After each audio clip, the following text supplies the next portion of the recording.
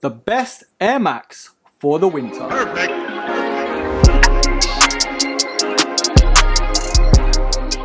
Hello broskies and welcome back to another edition of Buy or Buy. And if you're new here, I'm Erkin, and of course this is the life of a broski, where I bring you sneakers, lifestyle, and more waffle than Captain Birdseye. Now broskies, this colorway, and in particular this Air Max, is possibly one of the stealthiest sneakers to appear on this channel. It's been so long since I've waited for this colorway that I actually missed the drop. One of my subscribers actually put me on to this colorway because I fully forgot they were coming out. But without any more egg or waffle, on today's episode I am reviewing the Nike Air Max Plus 3 Triple Black.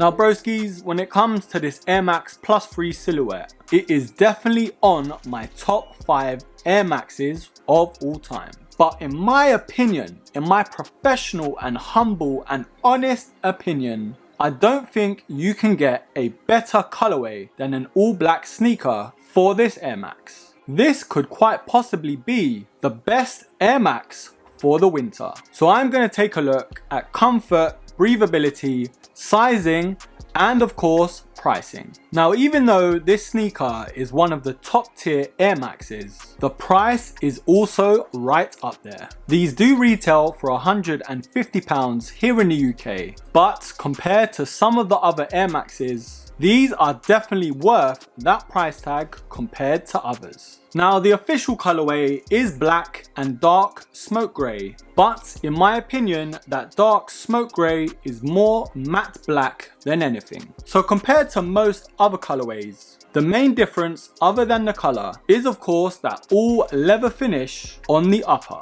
We do still have those TPU overlays that the Air Max Plus 3 is known for. And of course around the collar is that rougher leather finish, which of course goes from the collar to the heel counter and finishes right on top of the midsole. There are 3M reflective accents on the toe box and of course on the stem of the tongue. And on top of the tongue there is the Air Max Plus with the TN Air badge in its iconic yellow, white and red logo. Now surrounding the lace cage is that mesh border, which of course is the same material on the inside. Now of course we have that massive heel counter, which is made of the TPU material and the tuned air writing at the back. Towards the medial side there is that tuned air badge, and to finish off right at the top of the heel counter there are those horizontal lines. Now of course that heel counter does separate the Air Max unit on this silhouette, which of course makes this sneaker a lot more durable than any other Air Max that covers the midsole in one air unit. Now at the front of this sneaker,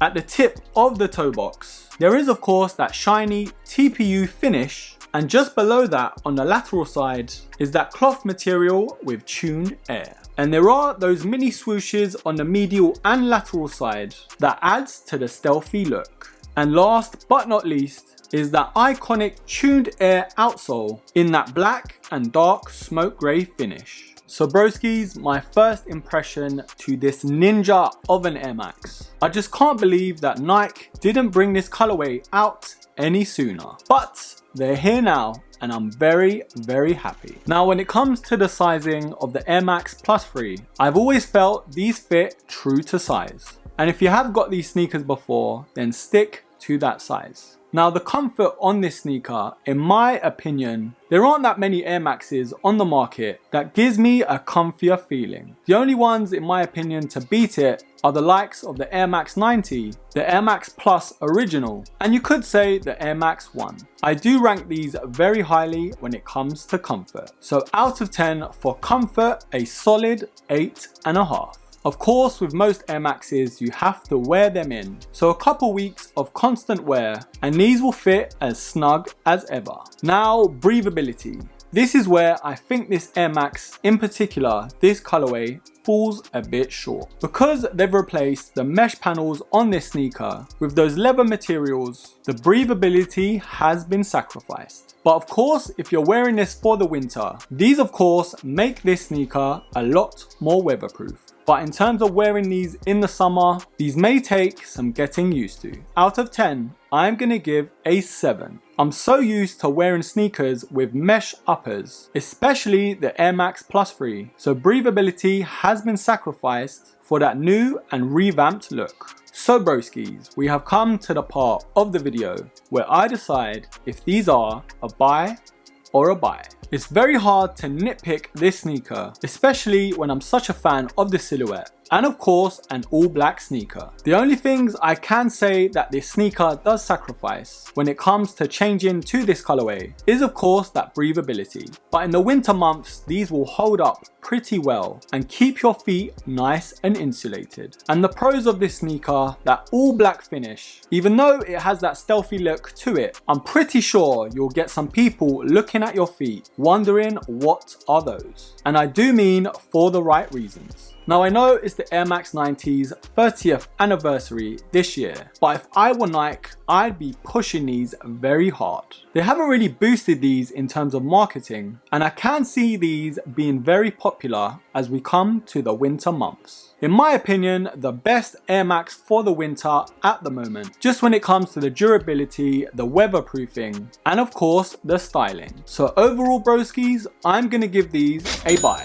But broskies, let me know what you think. Are you a fan of the Air Max Plus 3? Did you like the all black finish to this sneaker? Have you got any other colorways? Or are these a miss from you? Leave your comments down below, and of course I will be pinning the best one. Anyways broskies, that's enough from me. I do hope you liked this video, and as always, don't forget to subscribe, like, comment, share, and of course, until the next episode, take care.